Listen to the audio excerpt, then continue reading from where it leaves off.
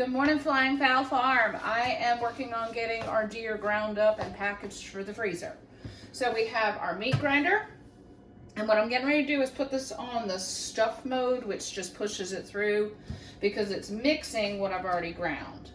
This is ground with 80-20, so 80% venison and 20% fatback that we get lovingly from our friends at B&E Farm here in Snow Camp.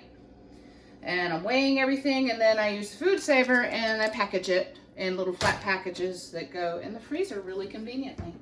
Thanks for watching. Hope you like and subscribe.